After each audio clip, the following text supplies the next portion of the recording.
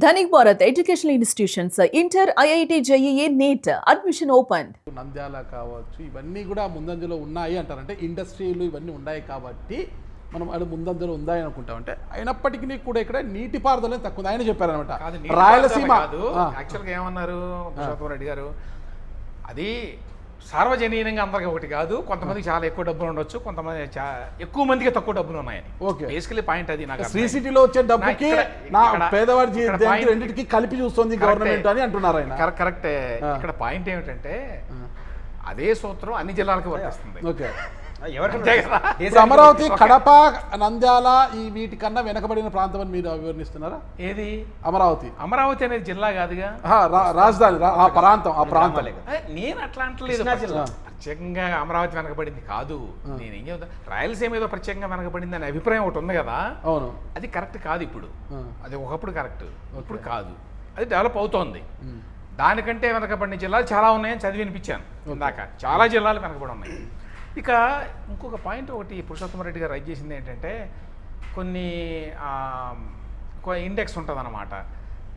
ఏంటి, ఈ జిల్లాల్లో ఇన్ఫెంట్ మార్టాలిటీ ఎక్కువ ఉంది, చిన్నపిల్లలు ఎక్కువ మంది చనిపోతారు, ఇట్లాంటివి ఏదో ఒకటి రెండు ఎగ్జాంపుల్ చెప్పారు కదా. అందులో కూడా ప్రాబ్లం ఏంటంటే, రాయలసీమలో అంతరాలు ఎక్కువ. 100 రూపాయలు ఉన్నాయండి. 100 రూపాయలు కృష్ణా జిల్లాలో 100 రూపాయలు ఉన్నాయి. రాయలసీమలో ఏదో ఒక జిల్లా తీసుకోండి, అనంతపురం జిల్లాలో 100 రూపాయలు ఉన్నాయి. తేడా ఏమిటంటే, ఈ 100 రూపాయల్లో 40 రూపాయలు కొద్దిమంది దగ్గర ఉండి 60 రూపాయలు అందరికీ ఉన్నాయి కృష్ణా జిల్లాలో. అదే మీరు అనంతపురం జిల్లా తీసుకున్నారనుకోండి, 80 రూపాయలు కొద్దిమంది దగ్గర ఉండి 20 రూపాయలు మిగతా అందరి దగ్గర ఉన్నాయి. ఆ అంతరం అనేక చారిత్రక కారణాల వల్ల వచ్చింది. ఆర్థిక పరమైన అంతరాలు అంటారు మీరు? అంటే డబ్బులు ఒకటే 100 రూపాయలు అక్కడ ఇక్కడ. అంతరాలంటే చాలా వస్తాయి కదా. అందుకు అంతరాలంటే సామాజికంగా, కులాల పరంగా అనేక కారణాలు ఉంటాయి. ఆర్థిక పరమైన అంతరాలు ఎక్కువ ఉన్నాయి అంటారు. కాదు, ఆర్థిక పరంగా డబ్బు 100 రూపాయలే. ఇప్పుడు ఈ 100 రూపాయలు కృష్ణా జిల్లా అనుకోండి, ఎగ్జాంపుల్గా చెప్తున్నా, ఇదంతా కరెక్ట్ అని కదా 100%. కృష్ణా జిల్లా తీసుకోండి, అక్కడ స్టాండర్డ్ ఆఫ్ లివింగ్ జనరల్గా ఎక్కువ ఉన్నట్టుగా ఎందుకు అనిపిస్తుంది అంటే, అక్కడ డబ్బులు ఉన్న వాళ్ళు ఉన్నారు, కానీ 40% మంది దగ్గర 40 రూపాయలు ఉంటే మిగతా 60% మంది దగ్గర 60 రూపాయలు ఉన్నాయి. వాళ్ళ దగ్గర తక్కువే ఉన్నాయి, కానీ మరీ తక్కువ కాదు. వేరే రాయలసీమలో అట్లా కాదు. రాయలసీమలో కొద్ది మంది దగ్గర ఎక్కువ డబ్బులు ఉన్నాయి, మిగతా వాళ్ళందరి దగ్గర చాలా తక్కువ ఉన్నాయి. అందువల్ల అంతరాలు ఇట్లాంటివి కనిపిస్తాయి అన్నమాట, ఇట్లాంటి తేడాలు. కానీ ఓవరాల్గా చూసినప్పుడు డెవలప్మెంట్ వరకు వస్తే రాయలసీమ ఈ మధ్యకాలంలో బాగా డెవలప్ అవుతుంది. కారణం ఏంటి? ఇండస్ట్రీ. ఆయన కూడా చెప్పారు కదా, ఇండస్ట్రీ. ఇంకోటి ఏంటంటే, చాలాసేపు మనకి కొన్ని గవర్నమెంట్ డిపార్ట్మెంట్ అక్కడ ఉంటే మంచిది కదా, ఇక్కడ ఉంటే మంచిది కదా అంటారు. వాటి వల్ల 5 పైసలు ప్రత్యేకంగా ఆదాయం లేదు, ఉద్యోగం రాదు ఎవరికి. ఉద్యోగం వచ్చేది ఆయనే చెప్పారు. మళ్ళీ వెంకటేశ్వర యూనివర్సిటీ వచ్చిన తర్వాత తిరుపతి ముఖచిత్రం మారింది. పారిశ్రామికీకరణ పెరిగితేనే ఉద్యోగాలు వస్తాయి ఎవరికైనా కూడా. వెంకటేశ్వర యూనివర్సిటీ వల్ల వచ్చిన లాభం ఎన్నోమెన్స్ డిపార్ట్మెంట్ పెడితే రాదు. తిరుపతిలో ఎన్నోమెన్స్ డిపార్ట్మెంట్లో ఆల్రెడీ ఫుల్ అయి ఉంటుంది ఎంప్లాయ్మెంట్. అట్లా తీసుకుంటే మీరు అమరావతిలో పారిశ్రామికీకరణంగా అభివృద్ధి చెందే అవకాశం ఉంది. అది నెక్స్ట్ పాయింట్ వస్తాను నేను. ఇప్పుడు ఇంకో పాయింట్ ఏంటి, అది డెవలప్మెంట్కి సంబంధించి మాట్లాడినప్పుడు అన్నారు ఆయన, ఏంటి అమరావతి ఇక్కడలాగా ఎట్లా డెవలప్ అవుతుంది ఏంటి. ఇక్కడ 2 పాయింట్లు. ఒకటి, గూగుల్ విశాఖపట్నానికి వచ్చింది అని అంటే ఆటోమేటిక్గా రాలా. అసలు గూగుల్ విశాఖపట్నానికి ఎట్లా వచ్చింది? బెంగళూరుకి కదా వెళ్ళాలి. అంటే ప్రయత్నం వల్ల వచ్చింది.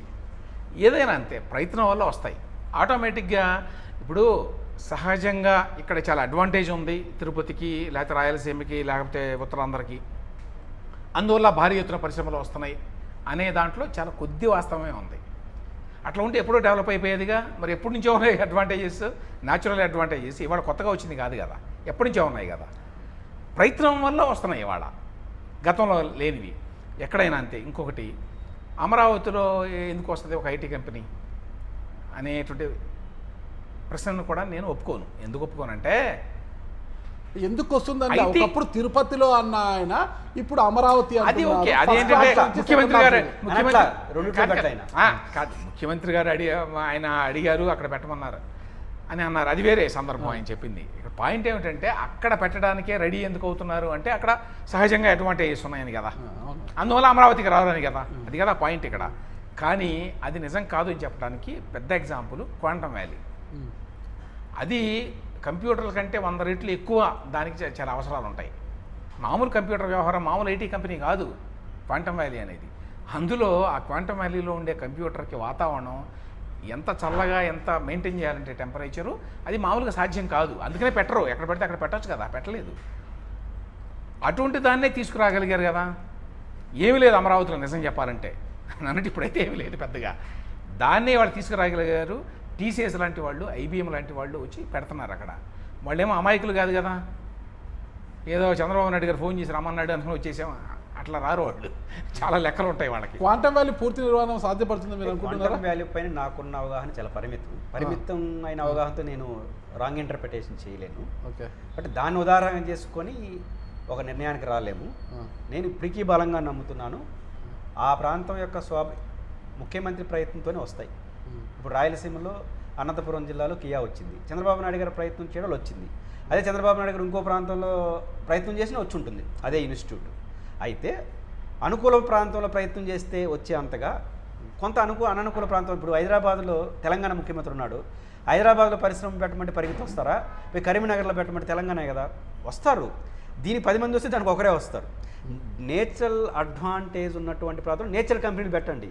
ఇప్పుడు విశాఖపట్నంలో ఒక కంపెనీలు పెట్టచ్చు, తిరుపతిలో లేదా శ్రీ సిటీ పెట్టచ్చు, ఇక్కడ గాంధీనగర్లో అడ్మినిస్ట్రేషన్. అది కుదరదని చెప్తుంటే మీరు పదే అదే చెప్తారు, ఇక్కడ అది పెట్టాలి, ఇక్కడ ఇది పెట్టి పదే అది చెప్తారు కదా. అది కుదరదని చెప్తున్నారు కదా. ఆఫీసులు కాదు, ఇంటర్వ్యూ ఆశాంతం అదే చెప్తున్నారు. సార్ చెప్పింది ఆఫీసులు కానీ ఏదైనా కూడా అక్కడ ఇది పెట్టు, ఇక్కడ ఆఫీసులు కాదు. ఇప్పుడు పురుషోత్తమరెడ్డి గారు అనేది ఏంటి, న్యాచురల్ అడ్వాంటేజెస్ ఉంటాయి అందుకని వస్తారని కదా. దానికి నా సమాధానం ఏంటంటే 95లో హైటెక్ సిటీ కానీ లేకపోతే మైక్రోసాఫ్ట్ కానీ వచ్చినప్పుడు హైదరాబాద్కి ఎట్లా వస్తుందండి? అసలు హైదరాబాద్లో ఏముంది రావడానికి? రాళ్ళు తప్ప అని అన్నారు. కొండలు గుట్టలు తప్ప ఏముంది? ఏమి లేదు కదా. ఆశ్చర్యపోయారు అందరూ. మైక్రోసాఫ్ట్ హైదరాబాద్కి రావడం ఏంటి, బెంగళూరు రావాలి కానీ హైదరాబాద్కి ఎట్లా వస్తుంది, ఏముంది ఇక్కడ అసలు అని అన్నారు. కానీ వచ్చింది కదా. పురుషోత్తం రెడ్డి ఇంకో అద్భుతాలు అయితే జరగవు అమరావతిలో, అద్భుతాలు జరుగుతాయని నేను కూడా అనట్లేదండి.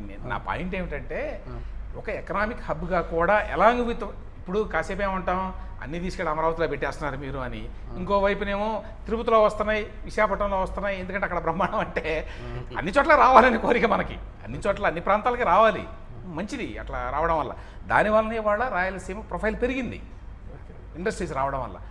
అమరావతిలో ఎక్కువ ఇండస్ట్రీస్ తీసుకురావడం లేదా ఆ 2-3 జిల్లాల్లో అని చెప్పి చాలా గొడవ చేస్తున్నారు. మధ్య కోస్తా వాళ్ళు కృష్ణా, గుంటూరు, ప్రకాశం, వెస్ట్ గోదావరి, ఈస్ట్ గోదావరి వాళ్ళు చాలా కాలంగా గొడవ చేస్తున్నారు. మీరు సోషల్ మీడియాలో చూస్తే ఏంటి పరిశ్రమలన్నీ తీసుకెళ్ళి ఉత్తరాంధ్రకి, రాయలసీమకైనా మాకేమీ లేదా అని. నిజంగానే కొంత అన్యాయం జరుగుతోంది అక్కడ. వ్యవసాయ ఆధారిత ఎకానమీగా ఉందండి ప్రస్తుతం. కానీ వ్యవసాయం ఎప్పటి నుంచి డెవలప్ అయింది కాబట్టి, ఆ తర్వాత ట్రేడ్ కొంచెం వచ్చింది కాబట్టి విజయవాడ చుట్టుపక్కల కొంత ఉంది. అందువల్లనే ఇందాక చెప్పాను నేను, కోనసీమ జిల్లా వెనకబడింది, పోలవరం వెనకబడింది. ఎందుకు అవన్నీ అంత వెనకబడి? ప్రకాశం జిల్లా వెనకబడింది ఈ లిస్టులో. అసలు 100 రూపాయలు ఉంటే ఎవరి దగ్గర 40 రూపాయలు ఉన్నాయి, ఎవరి దగ్గర 60 రూపాయలు ఉన్నాయి అనేది తర్వాత సంగతి. ముందు 100 రూపాయలు అయితే రావాలి కదా, అవి కూడా లేవు. ఇంకొక ప్రశ్న మీరు గుర్తుపెట్టి చాలామంది అంటున్నారు కదా, సెల్ఫ్ సస్టైన్ అన్నారు. అంటే రైతుల భూములను తీసుకొని మళ్ళీ డెవలప్ చేసి వాళ్ళకే ప్లాట్లుగా ఇస్తామన్నారు. ఇప్పటి వరకు తీసుకున్న ఎకరాలలో ఎన్ని ఎకరాలను డెవలప్ చేశారు, ఎన్ని ప్లాట్లు వాళ్ళకి ఇచ్చారు, సో ఎంతమంది ఇండస్ట్రీస్కి ప్లాట్లు అమ్మారు, తద్వారా వచ్చే ఆదాయం ఎంత అనేది కూడా పదే మాట్లాడుతున్నారు కదా. వాటి గురించి ఒకసారి వివరిస్తారు మీరు. ఇప్పుడు లేట్ అయింది అందరికీ తెలుసు. మధ్యలో జగన్మోహన్ రెడ్డి గారే కదా వచ్చి లేట్ చేసింది. సరే ఈ కారణాలు ఏమైనప్పటికీ లేట్ అయింది. కొంత దాని బ్రాండ్ నేమ్ కొంచెం దెబ్బతింది మధ్యలో, మళ్ళీ ఇప్పుడు అందుకుంది. ఎంత అంత కలిపి అందుకోలేదు. ఫస్ట్ విడత తీసుకున్న భూములు ఇంకా డెవలప్ చేసి రైతులకి లేదు, మళ్ళీ రెండో విడత 50,000 దాని గురించి మాట్లాడదాం. కానీ ముందు అసలు పాయింట్, దానివల్ల ఏమైందంటే మీరు ఎప్పుడైతే ఆ లేఅవుట్ భూముల్ని, ఎల్పిఎస్ భూముల్ని డెవలప్ చేయలేదంటే, రోడ్లు వేయలేదో, మిగతా చేయలేదో, న్యాచురల్గా ప్లాట్లు ఇచ్చినా కూడా ఏం చేసుకుంటారు, ఎవరు తీసుకోవాలా, వేస్ట్ కదా. ఊరికి మార్క్ చేసి పేపర్ మీద ఇస్తే ప్రయోజనం ఏంటి, తీసుకోలేదు. ఇప్పుడు 65,000 ప్లాట్లో మెజారిటీ ఇచ్చేశారు, అందరూ తీసుకున్నారు. ఎందుకంటే రోడ్లన్నీ వేస్తున్నారు కాబట్టి. ఇది వేయడానికి మేము 28 కల్లా పూర్తి చేస్తామని నారాయణ గారు చెప్తున్నారు. పూర్తి చేస్తాడా లేదా అనేది తెలియదు.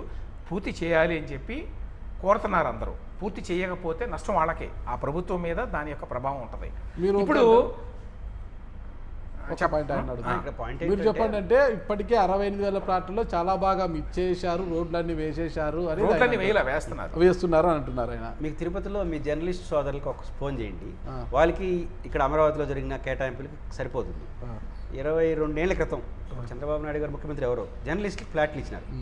ఎక్కడ మనకు తుమ్మలగుంట పక్కన జర్నలిస్ట్ ఫ్లాట్లు ఎట్లంటే స్వభావం ఎట్లా అంటే మ్యాప్లు వేసినారు, ల్యాండ్ చూపించినారు, ఫ్లాట్లు డివిజన్ జరగలేదు, మోసం ఏం చేయలేదు. ఇప్పుడు ఫ్లాట్లు డివిజన్ చేసి వాళ్ళ చేతిలోకి ఇచ్చినారు. ఇప్పుడు అమరావతిలో ఫ్లాట్లు ఫస్ట్ ఆఫ్ ఆల్ 33,000 ఎకరాలు రైతుల నుంచి ల్యాండ్ పూలింగ్లో తీసుకున్నారు. 33,000 ఎకరాలు ఒప్పందం ఏంటి? ఎకరాకు 50,000 రూపాయల కౌలు, 10% హైక్ చేసి ఇప్పుడు 95,000 ఇస్తున్నారు ఎకరాకి. రెండు వాళ్ళకి దాదాపు 24-27 కానీ దానికి బాధ్యులు ఎవరు? మధ్యలో 5 సంవత్సరాలు ఎవరైనా కావచ్చు. నేను చెప్పే కదా, అది ఇచ్చే పని లేదు. నేను చెప్పేది ప్రాజెక్టులో మేము ఎందుకు సస్టైనబిలిటీ కాదని చెప్పడానికి చెప్తున్నాను. జగన్ గారు మధ్యలో వచ్చినాడా, చంద్రబాబు మధ్యలో వచ్చాడా పాయింట్ కాదు.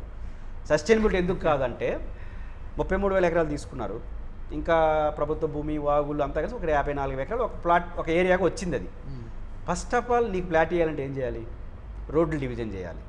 దాంట్లో ఒక ప్లాట్ కమర్షియల్ ప్లాట్, 2 హౌసింగ్ ఏరియాలు ఇవ్వాలి. రెసిడెన్షియల్ ఇది చేయాలంటే ఖచ్చితంగా 54,000 ఎకరాలు బైఫర్కేషన్ చేయాలి కదా. ఇంకొక 5-6,000 ఎకరాలు అమ్మాలి. అదే కదా మన తిరిగి ఆదాయం వస్తే తిరిగి కడతానండి. ఇవన్నీ జరగాలంటే ఫస్ట్ ఆఫ్ ఆల్ 54,000 ఎకరాలు బైఫర్కేషన్ చేయాలి. మామూలు భాషలో చెప్పాలంటే వెంచర్. నేను తిరుపతి లెక్కలు రియల్ ఎస్టేట్ వ్యాపారం, రియల్ ఎస్టేట్ భూతే కదా, రియల్ ఎస్టేట్ పెద్ద ఆదాయం దేశం. ఇవి చేసిన తర్వాత నేను తిరుపతి వాళ్ళని అడిగాను, మీరు వెంచర్కి ఎంత అవుతుంది చూశాను. 5 ఎకరాలు 10 ఎకరాలు వేస్తారు కదా. సాధారణ వెంచర్ లెక్క వేసుకున్న కనీసం 72,000 కోట్ల రూపాయలు అవుతుంది. 54,000 ఎకరాలు బైఫర్కేషన్ చేసి నీ ప్లాట్ ఇది చెప్తేనే వాడు ఉపయోగించుకుంటాడు. మీరు అమ్మాలి కదా ప్రభుత్వం, కనీసం 5-6,000 ఎకరాలు అమ్మితే కదా 56,000 కోట్లు వస్తుంది, దానికి తిరిగి తెలుస్తానంటున్నారు. ఈ వస్తాయో తర్వాత ఫస్ట్ ఆఫ్ ఆల్ ఇది చేయాలి. 72,000 కోట్లు అవుతుంది. తిరుపతి వెంచర్ని ఆధారంగా చేసుకుని చెప్తున్నారు. రేపు కానీ అది రాజధాని ఇంకా ఎక్కువ అవుతుంది, ఫస్ట్ పాయింట్. రెండోది, ఇప్పుడు ప్రపంచ బ్యాంక్ ఇచ్చిన రిపోర్ట్లోనే పాలవాగు, ఈ 3 వాగులకు సంబంధించిన నివారణ కోసం 8,200 కోట్ల రూపాయలు ప్రాజెక్ట్ రిపోర్ట్ చేశారు. ఎత్తిపోతలు అన్నికి సంబంధించి మొత్తం 1,00,000 కోట్లు అవుతుంది. ఈ 1,00,000 కోట్లు అయితే తప్ప డివిజన్ చేయలేవు. ఈ డబ్బులు ఎప్పుడు పెడతావు? ఇది సాధ్యమవుతుందా? ఇది ప్రశ్న. అదే అడుగుతున్నారు. మధ్యలో మీరు అన్నారనమాట ఒక మాట కందుల రమేష్ గారు, ఈ మధ్యలో 5 ఏళ్ళు ఎవరు పాలించారు, ఎక్కడ నిర్లక్ష్యం జరిగింది అన్నారు కదా. ఇలాంటి వ్యాఖ్యలు మాట్లాడినప్పుడు కావచ్చు, మొన్న నంద్యాలలో ఒక వైసీపీ వాళ్ళ ప్రోగ్రామ్ విషయం కావచ్చు, తిరుపతిలో జరిగిన ఈ ప్రెస్ మీటింగ్ కూడా మీరు 2 వైసీపీ స్పాన్సర్డ్ ప్రోగ్రామ్గానే అభివర్ణిస్తూ మాట్లాడారు. మీరు దాన్ని కూడా దీంట్లో కలిపేశారనమాట. అలాంటప్పుడు మిమ్మల్ని ఒక టీడీపీ మౌత్ పీస్గా మిమ్మల్ని చూస్తున్నారనమాట. అంటే మీరు కూడా గతంలో వైజాగ్ని సమర్థించారు, ఇప్పుడు మావిగాని కట్టి ఇప్పుడు జగన్ పాటని మీరు పాడుతున్నాడు. మిమ్మల్ని వైసీపీ మౌత్ పీస్గానే జగన్ పాడిన పాటే మీరు పాడతారంటున్నారు అనమాట. ఎందుకు మీ మధ్యలో కూడా ఈ పార్టీల ముద్రలు ఎందుకు వస్తున్నాయంటారు? ఇప్పుడు పార్టీ ముద్ర వేసి పార్టీ ముద్ర ఎందుకు వస్తుందంటే మనం చెప్పలేదు. First point. సెకండ్ పాయింట్, అనుకోవచ్చు ఎవరు ఏదైనా, అది పెద్ద విశేషమేం కాదు. అది ఇక్కడ పాయింట్ ఏమిటంటే మీరే వేశారు. మేధావుల ఫోరం అనేది కూడా వైసీపీ యొక్క స్పాన్సర్ డే అని మీరు అన్నారు కూడా. అన్నాను నేను, అన్నారు. నా పాయింట్ విషయానికి సంబంధించి, అంతేగాని ఆ పార్టీలో ఆయన సభ్యుడను ఆ పార్టీ వాళ్ళ దగ్గర డబ్బులు తీసుకుంటున్నాడా కాదు, విషయానికి సంబంధించి కాదు వైసీపీకి సంబంధించి ఆయన కన్వీనరు వేదెక్కి. పాయింట్ ఇక్కడ ఏంటంటే, నా పాయింట్ జగన్మోహన్ రెడ్డి గారు ఏమి మాట్లాడితే దాన్ని సమర్థిస్తున్నారు కాబట్టి అనే ఉద్దేశంతో నేను అన్నది, అంతేగాని వాళ్ళ పార్టీలో ఆయన ఉన్నాడని కాదు. ఇక నేను అమరావతిని సమర్థిస్తున్నాను కాబట్టి మీరు టీడీపీ అని మీరు ఇంకొకళ్ళు అనొచ్చు.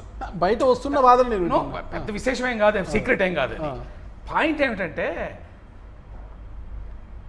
అమరావతిని సమర్థిస్తే టీడీపీ అని అనుకోవటం అనేది ఒక పరిమితమైనటువంటి అండర్స్టాండింగ్, అవగాహన. అది దేనికైనా 2 పార్శ్వాలు ఉంటాయి. అందులో ఏదో ఒక పార్శ్వం మీకు నచ్చొచ్చు, మీరు దాన్ని సమర్థించవచ్చు. అయితే అదే సమయంలో అమరావతి ఎక్స్పాన్షన్కి సంబంధించో లేకపోతే వేరే అంశాలకు సంబంధించో బోల్డెన్ని సార్లు విమర్శిస్తాం. బహుశా నేను ఇప్పుడే ఇక్కడ కూర్చొని కూడా విమర్శించి ఉంటా, చాలా నాకు గుర్తులేదు ఏమేమో మాట్లాడాను. చాలా అంశాల గురించి మాట్లాడతాం. కాబట్టి నేను తెలుగుదేశమా ఆయన వైసీపీయా అనేది ఇంపార్టెంట్ కాదు. నేను చెప్పే వాటిల్లో లాజిక్ ఉందా, అవి ఫ్యాక్ట్సా, నేను చేసే ఆర్గ్యుమెంటు లాజికల్గా ఉందా లేదా, అది పాయింట్. కరెక్ట్ నేను ఏ పార్టీ అయితే ఉంది, కరెక్ట్ నేను ఏ పార్టీ అయినా నేను మాట్లాడేదాన్ని బట్టి విషయాన్ని దాన్ని ఖండించాలి, లేకపోతే దాంట్లో తప్పులుంటే వెతకాలి, అది ఇంపార్టెంట్.